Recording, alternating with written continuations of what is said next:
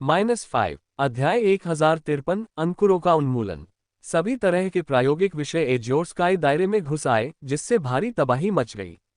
अराजकता के बीच लियू सिमिंग ने तुरंत एक टीम को अनुसंधान सुविधा में जाने के लिए बुलाया, ताकि अराजक स्थिति को नियंत्रित किया जा सके। उन्होंने घटना की रिपोर्ट नहीं की। हालांकि दुर्घटना की गंभीरता अभी तक स्पष्ट नहीं हुई थी, लेकिन जब तक वह मामले को सुलझा सकते थे, तब तक बातचीत की गुंजाइश बनी हुई थी। यदि वह इसकी रिपोर्ट करता, भले ही वो किंग उसकी मदद करने को तैयार हो, तो उसके बाद उसकी स्थिति और प्रतिष्ठा पर अनिवार्य रूप से गंभीर प्रभाव पड़ता। इसलिए लियू सिमिंग ने रिपोर्ट करने की कोई योजना नहीं बनाई और केवल स्थिति को नियंत्रित करने पर ध्यान केंद्रित किया। प्रभु, मुझे डर है कि यह मामला तियान से संबंधित हो सकता है। अन्यथा यह इतना संयोग कैसे हो सकता है कि उसके प्रवेश करने के कुछ ही समय बाद अनुसंधान सुविधा में इतना बड़ा मुद्दा हुआ। शी यूकिंग लियू सिमिंग के लिए बाहर इंतजार कर रहा था और उसे लोगों के एक समूह के साथ बाहर आते देख ये कहने के लिए जल्दी से उसके पास गया। स्थिति अब गंभीर है, हमें सबसे पहले शोध सुविधा के मुद्दों को हल करना चाहिए और उन भागे हुए प्रायोगिक विषयों को जल्द से जल्द नियंत्रित करना चाहिए। हम बाद में किसी और बात पर चर्चा करेंगे। आप लियू लैन के साथ पश्चिम की ओर जाकर फैक्ट्री को बंद कर दें ताकि उन विषयों को इसे नष्ट करने से रोका जा सके। लियू सिमिंग ने शी यूकिंग के शब्दों का मजाक उड़ाते हुए कहा, क्योंकि तियान जैसा निम्न दिव्य प्राणी संभवतः ऐसा नहीं कर सकता। लियू सिमिंग ने पहले ही मन बना लिया था कि यह नंबर 9 विषय के साथ कोई समस्या होनी चाहिए जिसके कारण ये गड़बड़ी हुई है। उसे तुरंत अपनी टीम का नेतृत्व करके नंबर 9 पर नियंत्रण करना था, अन्यथा परेशानी बहुत बड़ी हो सकती थी। शी यूकिंग को बोलने का मौका दिए बिना लियू सिमिंग अपने आदमियों के साथ चले गए। छोटे शे, यह मत सोचो कि तुम सबसे होशियार हो और बाकी सब मूर्ख हैं। जो लोग स्टार डिवाइन पैलेस में प्रवेश कर सकते हैं वे कुलीन वर्ग के कुलीन हैं। अपने आप को बहुत ऊंचा मत समझो, लियू लैन ने मजाक उड़ाते हुए कहा। शी यूकिंग मूल रूप से उनकी कमान के अधीन थे और उन्हें लियू सिमिंग द्वारा अस्थायी रूप से कार्य का प्रभारी नियुक्त किया गया था। आमतौर पर यह कोई मुद्दा नहीं होता, लेकिन अब शी यूकिंग ने उसे दरकिनार कर दिया और सीधे लियू सिमिंग को रिपोर्ट किया, जिससे लियू लैन बहुत नाराज हो गई। फैक्ट्री मैनेजर, रिसर्च फैसिलिटी में हुई इस दुर्घटना में कोई समस्या है। यह जरूर तियान की वजह से परेशानी है। मेरे साथ कुछ लोगों को फैसिलिटी में ले जाओ, मुझे लगता है कि वह अभी भी वहां है।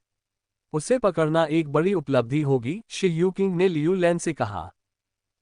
लियू लैन ने शी यूकिंग को ऐसे देखा जैसे किसी बेवकूफ को देख रही हो। शी यूकिंग, भगवान ने तुम्हें एक छोटा सा काम सौंपा है और तुम खुद को बहुत गंभीरता से लेते हो।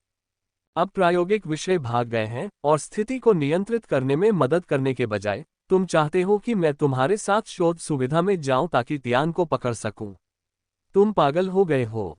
वैसे भी तियान क्या है, एक मामूली दिव्य प्राणी, एक स्टार दिव्य अधिकारी। क्या वह ऐसी जगह पर भी जीवित रह सकता है? शायद अब तक वह विषयों द्वारा फाड़ दिया गया होगा। पकड़ने के लिए क्या बचा है? तियान कोई साधारण आदमी नहीं है, उसकी योजनाएं गहरी हैं। शी यूकिंग ने समझाने की कोशिश की, लेकिन लियू लैन ने उसे बीच में रोक दिया। बकवास बंद करो, उन प्रायोगिक विषयों को नियंत्रित करना प्राथमिकता है, लियू लैन ने कहा, क्योंकि उन्होंने कारखाने में रक्षा कार्यों को शुरू करने के लिए अपने लोगों को पश्चिम की ओर ले जाया, ताकि विषयों को अनजाने में उत्पादन कार्यशालाओं में प्रवेश करने और उन्हें नुकसान पहुंचाने से रोका जा सके, जो कि एज्योर स्काई दायरे के लिए एक महत्वपूर्ण आर्थिक स्रोत है। हमें कम से कम एज्योर स्काई रियल्म के निकास द्वारों को बंद करना चाहिए ताकि वे लोग भाग न सकें। अगर बाहर के लोगों को ऐसी घटना के बारे में पता चल गया, तो ये भगवान के लिए भी आसान नहीं होगा, शी यूकिंग ने कहा। लियू लैन को समझाने में विफल रहा और इस प्रकार एक द्वितीयक समाधान की तलाश की, जिससे एज्योर स्काई रियल्म के निकास द्वारों को बंद किया जा सके और तियान को भागने से रोका जा सके। ये पहले ही हो चुका है, अब तुम्हें चालाकी से काम लेने की कोई जरूरत नहीं है, लियू लैन ने ठंडी आवाज में कहा। शी यूकिंग ने कहा, मैं कह रहा हूं कि किसी भी व्यक्ति को बाहर न जाने दें, सिर्फ विषय को ही नहीं। तुम इतना हंगामा क्यों कर रहे हो? बस वही करो जो तुम्हें कहा गया है और मेरा समय बर्बाद करना बंद करो। लियू लैन, जो पहले से ही अधीर था, उसने शी यूकिंग को कोसा और अपने आदमियों को वहां से ले गया। शी यूकिंग ने जब लियू लैन और उसके आदमियों को पश्चिमी कारखानों की ओर जाते देखा तो उसकी भौहें तन गईं, लेकिन वह उनके पीछे नहीं गया। इधर उधर देखते हुए शी यूकिंग एक अलग दिशा में चल पड़ा। लिन शेन, वेई वुफू और डीएस बड़ी ने अनुसंधान केंद्र नहीं छोड़ा था, बल्कि खुद को एक गोदाम में छिपा लिया था। लिन शेन वेई वुफू की प्रयोग लॉगबुक को पलट रहे थे, जिसमें वेई वुफू की कुछ प्रयोगात्मक प्रतिक्रियाएं और आपातकालीन स्थितियां दर्ज थीं, साथ ही कुछ टिप्पणियां भी थीं। यद्यपि यह वास्तविक प्रयोगात्मक अभिलेखों को देखने जितना विस्तृत नहीं था, फिर भी वह मोटे तौर पर अनुमान लगा सकता था कि वेई वुफू की वर्तमान स्थिति क्या थी। वह तुरंत भाग नहीं पाया क्योंकि तुरंत भागना बहुत ही स्पष्ट हो जाता। वह परीक्षण विषयों के सभी दिशाओं में बिखरने का इंतजार कर रहा था। एक बार जब एज्योर स्काई रियल्म के कर्मचारी उनका पीछा करने के लिए अपने पदों से दूर चले गए, तो यह उनके भागने का सबसे अच्छा अवसर होगा। DS बड़ी, क्या तुम्हारा शरीर ठीक है? उन्होंने तुम्हारे साथ क्या किया? लिन शेन ने लॉगबुक बंद की और DS बड़ी की ओर देखकर पूछा। यहाँ DS बड़ी के बारे में कोई लॉग नहीं थे, वह DS बड़ी की स्थिति नहीं जानता था और केवल उससे सीधे पूछ सकता था। वे मुझे हर दिन 2 तरह के कैप्सूल देते हैं, शायद औषधीय, एक लाल और एक नीला, सुबह लाल और रात में नीला। हालांकि मुझे नहीं पता कि दवा क्या है, यह मेरे लिए बेकार है। DS बड़ी ने अपनी उंगलियों की नोक पर इशारा करते हुए कहा। जैसे ही लाल और नीले रंग के धब्बे उसकी उंगलियों की नोक पर इकट्ठा हुए, लाल और नीले रंग के एक समूह का निर्माण किया। मैंने दोनों दवाइयों को इतना बारीक कर दिया कि उपकरणों को भी उसे देख पाना मुश्किल हो गया। वे धूल को नहीं देख सकते और उन्हें लगता है कि दवा ने अपेक्षित प्रभाव नहीं दिखाया है, इसलिए उन्होंने मेरे लिए खुराक बढ़ा दी। DS बड़ी ने मुस्कुराते हुए कहा। यह बहुत अच्छा है। DS बड़ी को ये कहते हुए सुनकर लिन शेन को बहुत राहत मिली, लेकिन उसका चेहरा अभी भी अच्छा नहीं लग रहा था। प्रयोग लॉगबुक की सामग्री के अनुसार वेई वुफू की स्थिति आशावादी नहीं थी। जिनसेन के पौधे की जड़ें पहले ही वेई वुफू के पूरे शरीर में फैल चुकी थीं, यहाँ तक कि उनकी अस्थि मज्जा और मस्तिष्क में भी गहराई तक पहुंच चुकी थीं। वेई के शरीर से जिनसेन के पौधे को निकालना बेहद मुश्किल था। वेई, क्या तुम मेरी बात सुन सकते हो? लिन शेन वेई के करीब झुके और फुसफुसाए। मैं कर सकता हूँ। वेई की आवाज बहुत कमजोर थी और उसका उच्चारण अस्पष्ट था। जाहिर है कि उसके मस्तिष्क पर इसका बहुत बुरा असर पड़ा था। अब कोई और रास्ता नहीं है, मुझे आपके शरीर से पौधे को हटाना ही होगा, आपको ये सहन करना होगा, लिन शेन ने कहा, क्योंकि उसके पास पौधे को बलपूर्वक नष्ट करने के अलावा कोई और विकल्प नहीं था। हालांकि ऐसा करने से वेई वुफू के शरीर को भारी नुकसान पहुंच सकता था और यह घातक भी हो सकता था। लेकिन यदि वह अभी कार्रवाई नहीं करते हैं, तो बाद में कार्रवाई करने का मौका भी नहीं मिलेगा। आगे बढ़ें, वेई वुफू ने कहा। लिन शेन ने DS बड़ी को देखा। मुझे आपकी मदद की जरूरत है। आपकी धूल क्षमता सटीक रूप से नियंत्रण कर सकती है। जितना संभव हो सके वेई के मांस और खून की रक्षा करने की कोशिश करें। मैं अपनी तरफ से पूरी कोशिश करूंगा। DS बड़ी ने हल्के से सिर हिलाया। उससे प्रकाश के हल्के बिंदु निकल रहे थे। ये रोशनी पौधे की ओर जा रही थी और पौधे के पास मांस और खून के चारों ओर लिपट रही थी। लिन शेन ने अपनी उंगलियों से एक बंदूक बनाई और पौधे और मांस के बीच के संबंध पर गोली चलाई। उसके सुपर बेस दिव्य शॉट की विशेषताओं ने तुरंत पौधे को तोड़ दिया। जैसे ही लिन शेन अगले कदम पर आगे बढ़ने वाला था, उसने अचानक एक जोरदार आवाज सुनी। गोदाम का दरवाजा खुला और एक दिव्य प्राणी अंदर आया।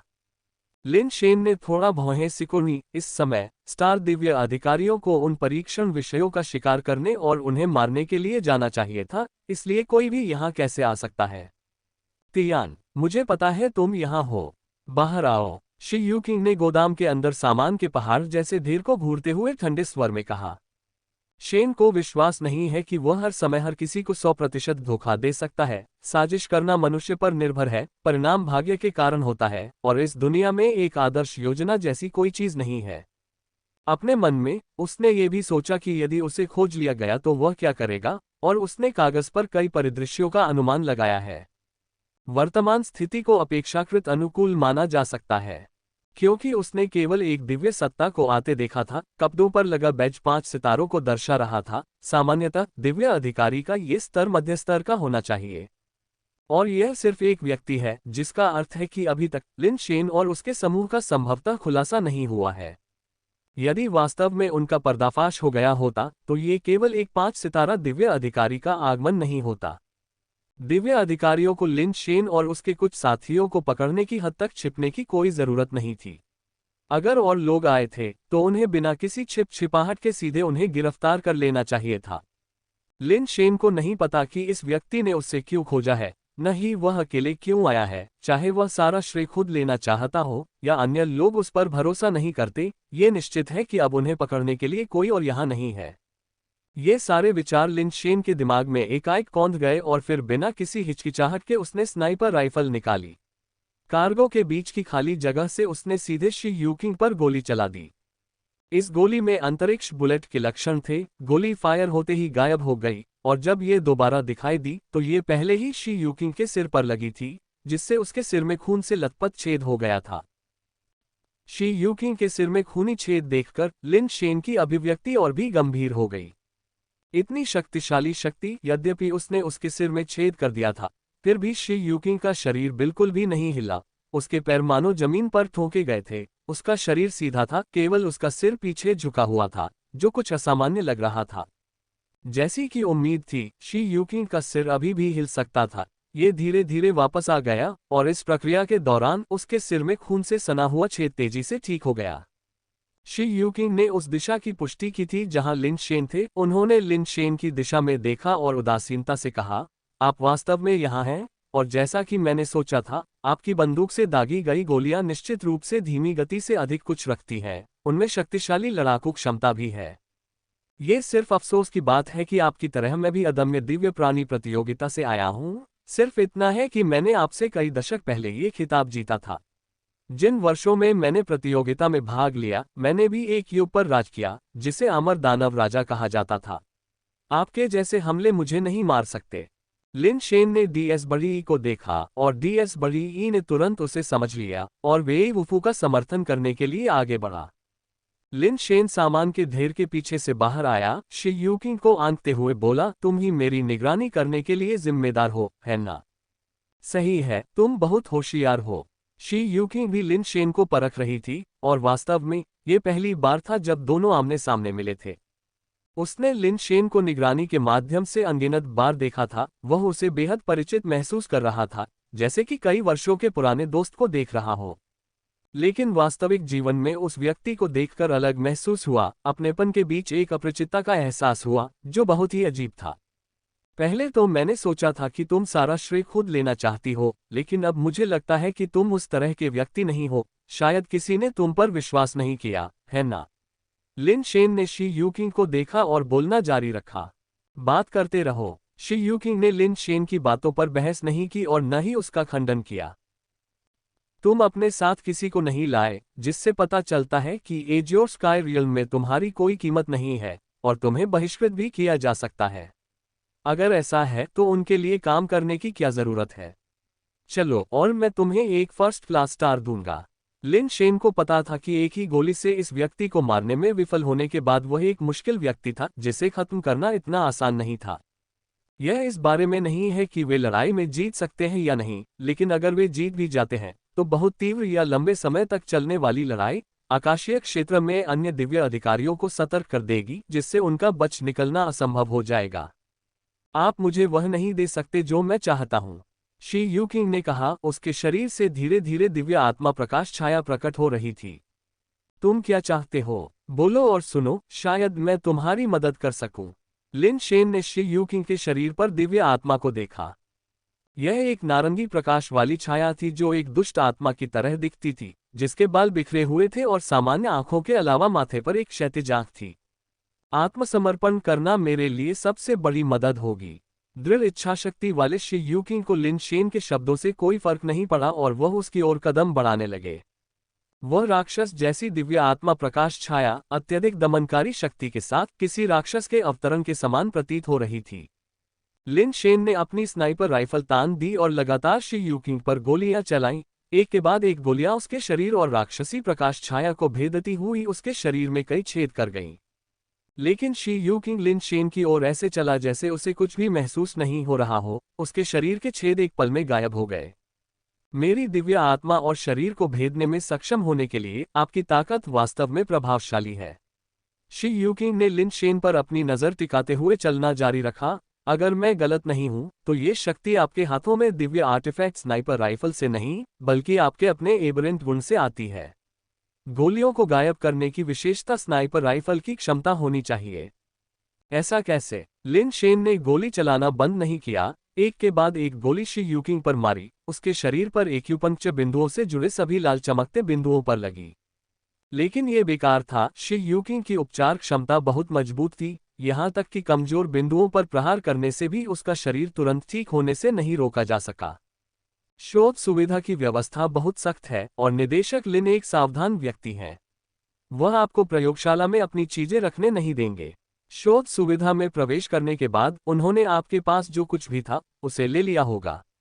आपके भागने और इस तरह की अराजकता फैलाने का एकमात्र तरीका ये हो सकता है कि अविनाशी गोलियों का स्रोत आप हो, न कि बंदूक। शी यूकिंग ने आगे कहा, आपकी विशेषता मजबूत है लेकिन आपकी रैंक बहुत कम है, इसलिए आप केवल इस विशेषता पर भरोसा कर सकते हैं ताकि परीक्षण विषयों को अराजकता से मुक्त किया जा सके, जिससे आपको अपने गृहनगर से उन 2 साथियों को बचाने के लिए भागने के लिए उथल पुथल का फायदा उठाने की अनुमति मिली। वे अंदर हैं, है ना? बिल्कुल सही कहा। आप जैसे काबिल व्यक्ति के लिए आज भी सिर्फ 5 सितारा दिव्य अधिकारी होना, नीला आकाश क्षेत्र में जीवन आपके लिए भी आसान नहीं होगा। उनके लिए अपनी जान जोखिम में क्यों डालना? लिन शेन ने स्नाइपर राइफल को दूर रख दिया क्योंकि यह शी यूकिंग के खिलाफ बेकार थी। 1000 या 10,000 और शॉट लगाने के बाद भी वह शी यूकिंग को नहीं मार पाएगा। आप स्टार डिवाइन पैलेस और स्टार डिवाइन अधिकारियों को कम आंकते हैं और आप मुझे भी कम आंकते हैं, लेकिन मैं इसके लिए आपको दोष नहीं दे सकता। आखिरकार आप एक सच्चे दिव्य प्राणी नहीं हैं, बस प्राचीन क्षेत्र से एक धोखेबाज हैं। ये सामान्य है कि आप नहीं समझते हैं, लेकिन अब इनमें से कोई भी बात मायने नहीं रखती है। शी यूकिंग ने लिन शेन पर सीधे मुक्का मारते हुए कहा। शेन पहले ही अपने अमर सूट में वापस आ चुका था, उसके शरीर से प्रकाश और छाया उठ रही थी और उग्र दुष्ट देवी की दिव्य आत्मा ने उसे ढंक लिया था। लिन शेन ने अपनी ताकत का प्रदर्शन किया और अपने सभी कौशलों को सक्रिय करने के साथ उसकी शक्ति विशेषता वास्तव में एक मध्यम दिव्य प्राणी से कम नहीं थी। इस बिंदु पर प्राचीन क्षेत्र के लोगों को वास्तव में लाभ था। दिव्य प्राणियों को स्वाभाविक रूप से अमर कहा जा सकता है, लेकिन फिर भी कुछ अंतर हैं, उनके शरीर और क्षमताएं अमर स्तर की हैं।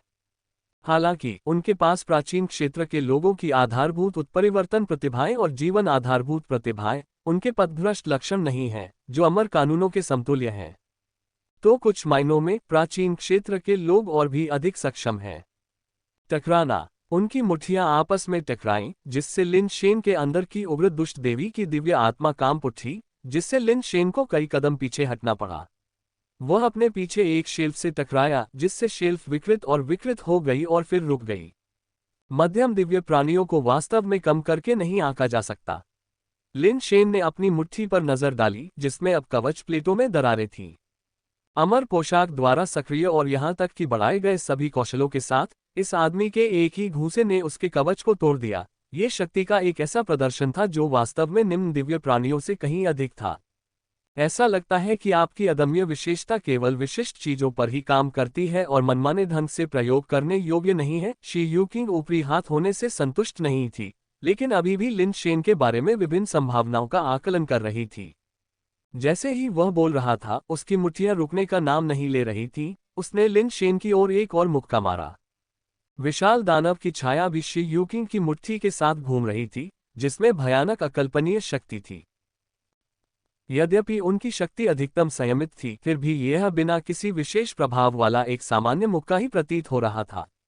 लेकिन इस पंच में निहित शक्ति साधारण ग्रहों को भी आसानी से फोड़ सकती है। ऐसा सिर्फ इसलिए है क्योंकि यह जगह एजियोर स्काई दायरे में थी, जहां सब कुछ असाधारण सामग्रियों से बना है। अगर यह सिर्फ साधारण धातु होती, तो मुट्ठी से होने वाली उथल पुथल भी इसे कच्चा कर देती। टकराना। अचानक गोली चलने की आवाज आई। लिन शेन ने अपने हाथ से स्नाइपर राइफल का ट्रिगर खींच दिया। लगभग उसी क्षण गोली गायब हो गई। लिन शेन का शरीर भी गायब हो गया। गोली ने एक स्थानिक छलांग लगाई और लिन शेन ने गोली के अंतरिक्ष में जाने से उत्पन्न गति के अंतर के कारण संघर्ष के 7 चरणों के साथ अपनी गति को काफी बढ़ा दिया। मुश्किल से शी यूकिंग के मुके को चकमा दिया और तुरंत शी यूकिंग के बगल में प्रकट हुआ, अपने EQ पॉइंट पर इशारा करते हुए। EQ पॉइंट एक कमजोरी के रूप में उपयोगी नहीं हो सकता है, लेकिन EQ पॉइंट सीलिंग का प्रभाव अभी भी काम करना चाहिए। भले ही शी यूकिंग अमर शरीर है, उसे मारने में असमर्थ है, लेकिन जब तक उसके EQ पॉइंट्स को सील कर दिया जाता है, जिससे वह हिलने में असमर्थ हो जाता है, तो उसे मारने से क्या फर्क पड़ता है। लिन शेन की गति अचानक बढ़ गई, जिससे संभवतः शी यूकिंग अचंभित हो गया। साथ ही शी यूकिंग ने पहले ही साबित कर दिया था कि लिन शेन की ताकत वास्तव में उसके शरीर को नुकसान नहीं पहुंचा सकती है, शायद वह चकमा देने का प्रयास भी नहीं करेगा। अप्रत्याशित रूप से शी यूकिंग ने न केवल लिन शेन की उंगली को चकमा दिया, बल्कि वास्तव में उससे बच निकला। उसकी गति अविश्वसनीय रूप से तेज थी और उसकी प्रतिक्रिया इतनी तीव्र थी कि लिन शेन का इशारा करने वाला हाथ चूक गया। अदृश्य उंगली का बल केवल उसकी कमर को छूकर खरोंच बना सका। तो ये पता चला है कि आपकी अदम्य विशेषता आपकी उंगली की ताकत पर भी लागू हो सकती है। और यह संभवतः केवल इतना ही नहीं है, ऐसी कुछ समस्याएं हैं जिन पर मैंने अभी तक ध्यान नहीं दिया है। आप जानते हैं कि मुझे घायल करना बेकार है, फिर भी आप बंदूक के बजाय उंगली की ताकत का उपयोग करना चुनते हैं। शायद आपकी उंगली की ताकत में किसी प्रकार का जहर गुण है। आपकी गति में भी समस्याएं हैं। यह आपकी उस स्नाइपर राइफल से संबंधित होनी चाहिए। शी यूकिंग ने बोलते हुए हमला करना जारी रखा। ऐसा लग रहा था कि उसके पास सब कुछ देखने की क्षमता है। लिन शेन की कमजोरियों को अच्छी तरह से समझ रहा है। लिन शेन को अच्छी तरह पता था कि शी यूकिंग के पास एक्स-रे दृष्टि नहीं थी। ये सब उसका अनुमान था। वह बकवास नहीं कर रहा था, बल्कि उसका उद्देश्य लिन शेन के मनोवैज्ञानिक बचाव को कुचलने के लिए इस पद्धति का उपयोग करना था। असली मुकाबला सिर्फ योग्यताओं की परीक्षा नहीं है, मानसिक शक्ति भी जीत की अहम कुंजी है। कमजोर मनोवैज्ञानिक सहन शक्ति वाले व्यक्ति के लिए उच्च स्तरीय गहन प्रतियोगिता में जीतना असंभव है, भले ही उसकी ताकत उसके प्रतिद्वंद्वी से थोड़ी बेहतर क्यों न हो। स्वाभाविक रूप से लिन शेन एक कमजोर मानसिकता वाला व्यक्ति नहीं था।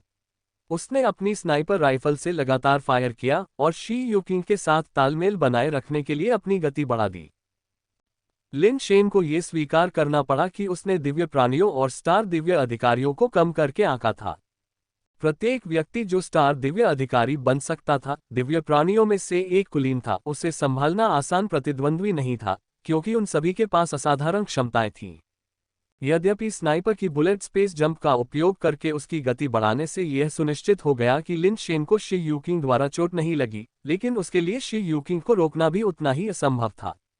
सामान्य परिस्थितियों में या किसी प्रतियोगिता में लिन शेन को उसके साथ सहनशक्ति की परीक्षा लेने में कोई आपत्ति नहीं होगी। लेकिन अब उसके पास अपने प्रतिद्वंद्वी के साथ उलझने का समय नहीं था। उसे शी यूकिंग को जल्दी से हल करना होगा और एज्योर स्काई दायरे से बच निकलना होगा।